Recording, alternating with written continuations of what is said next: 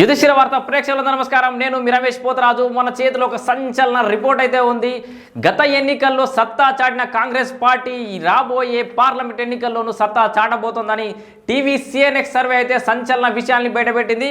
మొత్తంగా 17 లోక్సభ స్థానాలకు గాను కాంగ్రెస్ పార్టీ 9, బీఆర్ఎస్ పార్టీ 2, అట్లాగే బీజేపీ పార్టీ 5 పార్లమెంట్ స్థానాల్లో గెలుపొందే అవకాశం ఉన్నట్లు టీవీ సిఎన్ఎక్స్ సర్వే అయితే సంచలన విషయాలను అయితే బయటపెట్టింది. ఇక టీవీ సిఎన్ఎక్స్ ఒపీనియన్ పోల్ ప్రకారం రాష్ట్రంలో కరీంనగర్, మహబూబ్ నగర్, నిజామాబాద్, సికింద్రాబాద్ స్థానాల్లో భారతీయ జనతా పార్టీ ఆధిక్యం సాధించే అవకాశం అయితే ఉన్నట్టుగా తెలుస్తోంది. ఇక మొత్తంగా ప్రధాన పోటీ అయితే భారతీయ జనతా పార్టీకి అట్లాగే కాంగ్రెస్కి మధ్యనే ఉండబోతోంది అని చెప్పేసి అయితే ఈ సర్వేను చూస్తే తెలుస్తోంది. ఈ సర్వేతో పాటు భారతీయ జనతా పార్టీ నాయకుడు బండి సంజయ్ కూడా ఇదే విషయాన్ని ధృవీకరించారు. ఈ పార్లమెంట్ ఎన్నికల్లో పోటీ ప్రధానంగా బీజేపీ వర్సెస్ కాంగ్రెస్గానే ఉండబోతుందని చెప్పేసి కూడా ఆయన కుండబద్దలు కొట్టిన విషయాన్ని అయితే మనం ఈ సందర్భం గుర్తు చేసుకోవాల్సిందే. ఇక వీటితో పాటు ఇక్కడ ముఖ్యంగా గమనించాల్సిన విషయం, బీఆర్ఎస్ పార్టీ 2 అంటే 2 స్థానాల్లోనే గెలిచే అవకాశం ఉన్నట్టుగా టీవీ సిఎన్ఎక్స్ సర్వే అయితే ఒక ఇంట్రెస్టింగ్ ఫ్యాక్ట్ అయితే బయటపెట్టింది. అందుకు అనుగుణంగానే బీఆర్ఎస్ పార్టీ తన దూకుడుని అయితే తగ్గించిందని చెప్పుకోవచ్చు. ఎందుకంటే బీఆర్ఎస్ పార్టీ నుంచి ఇప్పటికే 4 స్థానాలు మాత్రమే ప్రకటించారు ఇప్పటివరకు. బి వినోద్ కుమార్ కరీంనగర్ నుంచి, అట్లాగే కొప్పుల ఈశ్వర్ పెద్దపల్లి నుంచి, నామా నాగేశ్వరరావు ఖమ్మం నుంచి, మాలోద్ కవిత మహబూబాబాద్ నుంచి అయితే ప్రకటించారు ఇప్పటికైతే.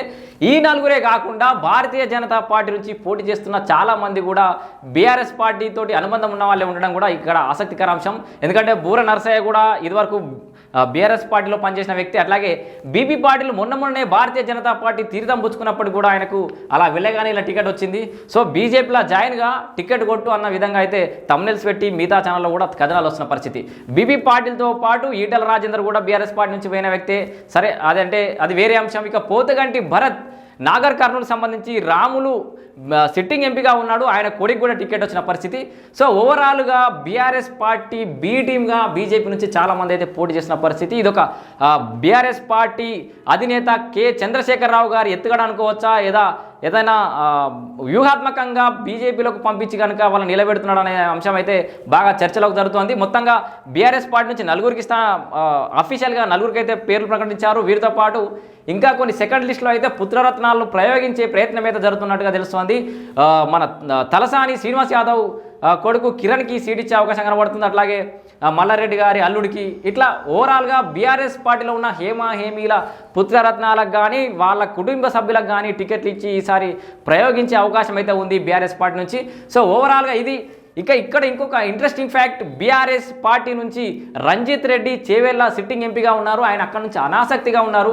పోటీ చేయమని బీఆర్ఎస్ అధిష్టానం ఎంత అడిగినప్పటికీ కూడా ఆయన పోటీకి అనాసక్తిగా ఉన్నాడని చెప్పేసి అయితే వార్తలు వస్తున్నాయి. ఇప్పుడు లేటెస్ట్గా వస్తున్న వార్తల ప్రకారం బీఆర్ఎస్ పార్టీ నుంచి కాదు, ఆయన ఇన్కేస్ బీజేపీ నుంచే చేవెళ్ళ టికెట్ అడిగాడు. నేను బీజేపీలో జాయిన్ అవుతాను, చేవెళ్ళ టికెట్ ఏమని.